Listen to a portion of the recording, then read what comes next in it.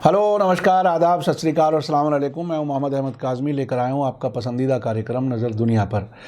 आज आप तक बहुत बड़ी खबर पहुंचा रहा हूं, जिससे आपको महसूस होगा कि कोरोना वायरस जो दुनिया भर के लिए बड़ी मुसीबत बन गया है। हज़ारों लोग अब तक मर चुके हैं, लाखों मरीज़ हैं। बहुत से मुल्कों ने विदेशी मुसाफिरों के लिए अपने दरवाजे पूरी तरह से बंद कर दिए हैं और हर इंसान ख़तरे में महसूस कर रहा है। नहीं मालूम इस बड़ी मुसीबत से दुनिया को कब राहत मिलेगी।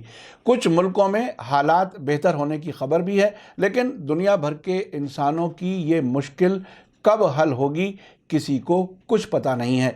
अगर आपको ये पता चले कि इस सब मुसीबत के पीछे अमेरिका का हाथ है, तो हो सकता है आप में से कुछ कहें कि इस पर यकीन नहीं किया जा सकता, लेकिन अगर अब नहीं तो कुछ दिनों बाद ऐसी खबर कंफर्म हो जाए तो आपको कैसा लगेगा। अब तक अमेरिका दुनिया के मुल्कों को जंगें कराकर हथियार बेचता था, तो कुछ खास मुल्कों की तबाही होती थी, लेकिन अब इंसानियत की तबाही नज़र आ रही है।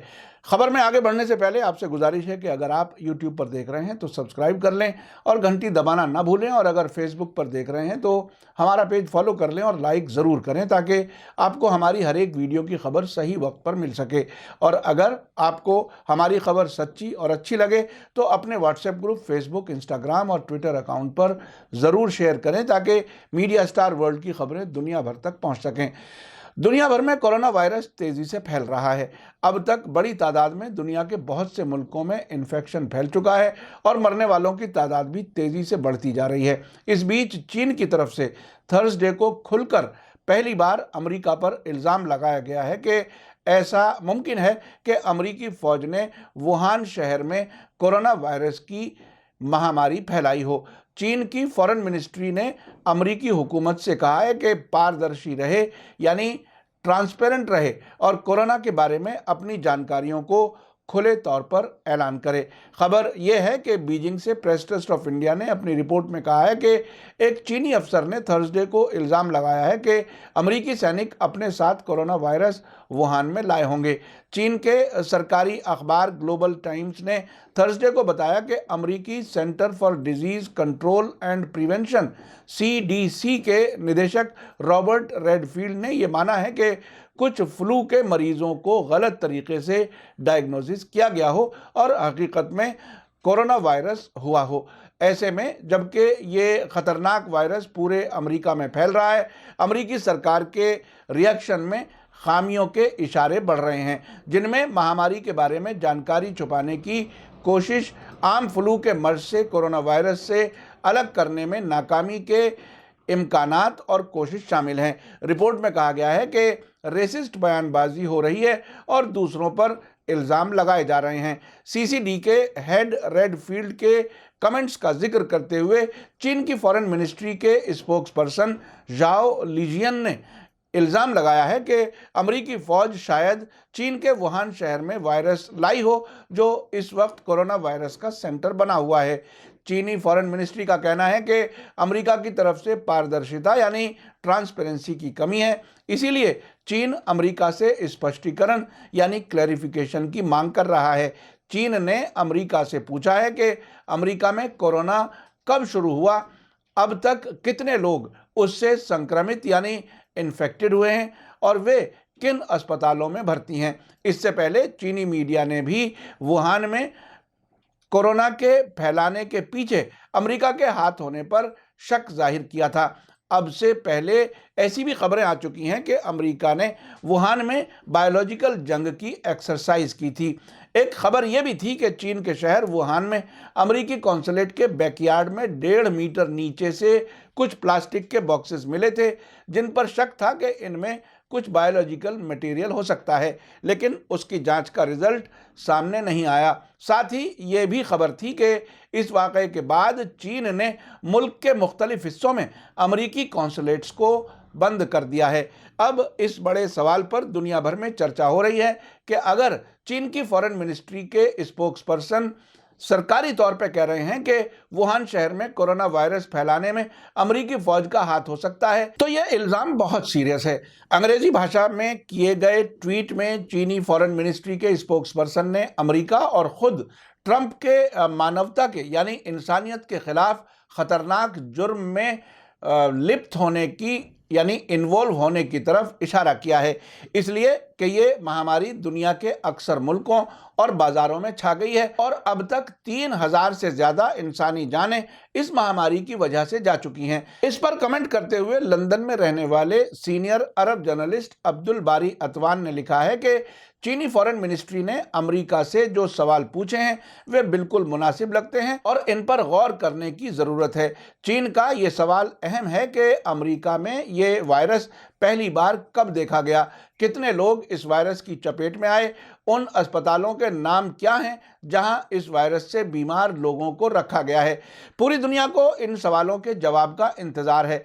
अमेरिका, जिसकी आबादी 30 करोड़ से ज़्यादा है, उसे इस वायरस से अभी बहुत ज़्यादा नुकसान नहीं पहुंचा है। दूसरी तरफ चीन को अमेरिकी प्रेसिडेंट ट्रंप अपना सबसे बड़ा दुश्मन मानते हैं। चीन की इकोनॉमी को तबाह करने के लिए अमेरिका ने तिजारती जंग छेड़ रखी है। अतवान का कहना है कि ट्रंप के पूर्वजों यानी बुजुर्गों ने इसी तरह प्लेग की बीमारी फैलाई थी और इसी बीमारी की मदद से उन्होंने करोड़ों रेड इंडियंस को अमेरिका में मार डाला था। वो आगे लिखते हैं कि चीन की इकोनॉमी बहुत तेज़ी से नंबर 1 इकोनॉमी बनने की तरफ बढ़ रही है। अमेरिका इस मकाम पर दूसरे विश्व युद्ध यानी सेकेंड वर्ल्ड वार के बाद से जमा हुआ है। चीनी सरकार का प्लान है कि सिल्क रोड को दोबारा जिंदा करके अमेरिका को घेर लिया जाए और नई वित्तीय व्यवस्था यानी इकोनॉमिक इस्टेब्लिशमेंट सिस्टम तैयार किया जाए, जिसके नतीजे में डॉलर का दबदबा ख़त्म हो जाए। ये सारे हालात ऐसे हैं जिनमें ट्रंप जैसा इंसान जंगी जुर्म करने से नहीं हिचकिचाएगा। चीन साबित कर चुका है कि वो दुनिया की एक अहम पावर है। उसने कुछ ही हफ्तों में इस वायरस पर काबू पा लिया और मौतों को 3169 तक पहुंचते पहुंचते पूरी तरह कंट्रोल कर लिया। चीन ने 80,000 इन्फेक्टेड लोगों का इलाज करके उन्हें पूरी तरह ठीक कर दिया और अब वुहान शहर इस बीमारी से आज़ाद हो चुका है। अतवान का कहना है कि चीन ने इस वायरस से निपटने के लिए बहुत खामोशी और बड़ी मेहनत से काम किया है। चीन की तरफ से इस मामले में कोई दावा या इल्ज़ाम अब तक सामने नहीं आया था। इसका मतलब यह है कि चीन ने सारे राज हिफाजत के साथ रखे हैं और अगर अब उसने इल्ज़ाम लगाया है तो यकीनी तौर पर उसके पास ठोस सबूत मौजूद होंगे। उनका कहना है कि चीन के इल्ज़ामों की फ़ौरन इंटरनेशनल जांच होनी चाहिए और जांच का नतीजा सारी दुनिया के सामने आना चाहिए। यूरोप और रूस को भी चाहिए कि इस पहलू पर जोर दें और हर मुमकिन तरीके से इस मामले में मदद करें। अतवान आगे लिखते हैं कि अमेरिका दुनिया का अकेला मुल्क है जिसने परमाणु बम यानी एटम बम से हमला किया था। आपको याद होगा कि जापान में नागासाकी और हिरोशिमा पर एटम बम गिराने वाला अमेरिका ही था। तो अब वो कोरोना बम का भी इस्तेमाल करने वाला हो सकता है। अतवान ने जो बात आखिर में कही है वो काफ़ी अहम है। उनका कहना है कि हम अरब और मुसलमान होने की हैसियत से अमरीकी साजिशों का बार बार निशाना बन चुके हैं, इसलिए हमें इस तरह के इल्ज़ामों पर यकीन है। हमने इराक़ में महाविनाश के हथियार होने के अमरीकी झूठ और साजिश को देखा है। आपको याद होगा 2003 में जब इराक़ के ख़िलाफ़ जंग शुरू की थी तो अमरीका का इल्ज़ाम था, जॉर्ज बुश उस टाइम पर वहाँ के राष्ट्रपति थे और वो कहते थे कि सद्दाम हुसैन के पास मास डिस्ट्रक्शन के हथियार मौजूद हैं, इसलिए उसका सरकार गिराना ज़रूरी है। अब अतवान उसके आगे क्या लिखते हैं वो और बहुत दिलचस्प है। उन्होंने फ़िलिस्तीन के मशहूर शायर महमूद दरवेश का हवाला देते हुए कहा है कि उन्होंने बिल्कुल सही कहा था कि प्लेग खुद अमेरिका है और अमेरिका खुद प्लेग है। हमें कोई हैरत नहीं होगी अगर किसी दिन ये हकीकत सामने आती है कि कोरोना वायरस अमेरिका ने ही बनाया था और रूस और ईरान की इकोनॉमी को तबाह करने के लिए इन मुल्कों में ये वायरस फैला दिया था। तो हमें यकीन आएगा। अगर ऐसा हुआ तो आने वाले बरसों में अमेरिका का नाम इतिहास में इंसानियत के कातिल के तौर पर लिखा जाएगा। आपको हो सकता है लगे कि मीडिया स्टार वर्ल्ड में अक्सर ऐसी ही खबरें दी जाती हैं, तो क्या अगर हम भी बीबीसी और CNN की तरह पश्चिमी देशों को इंसानियत का दोस्त बता दें, जो कि हकीकत से बिल्कुल खिलाफ है, तो फिर आप सच्ची और अच्छी खबरें कहां से हासिल करेंगे? मेरा कार्यक्रम कैसा लगा कमेंट्स में ज़रूर लिखें। इसी के साथ मुझे दीजिए इजाज़त। धन्यवाद, शुक्रिया, थैंक यू। जय भारत, जय हिंद। मीडिया स्टार वर्ल्ड के और वीडियो देखने के लिए हमारे चैनल को सब्सक्राइब करें और सीधे नोटिफिकेशन पाने के लिए बेल आइकन दबाएं। और अगर हमारी खबर सच्ची और अच्छी लगे तो अपने व्हाट्सएप, इंस्टाग्राम, फेसबुक और ट्विटर अकाउंट पर ज़रूर शेयर करें।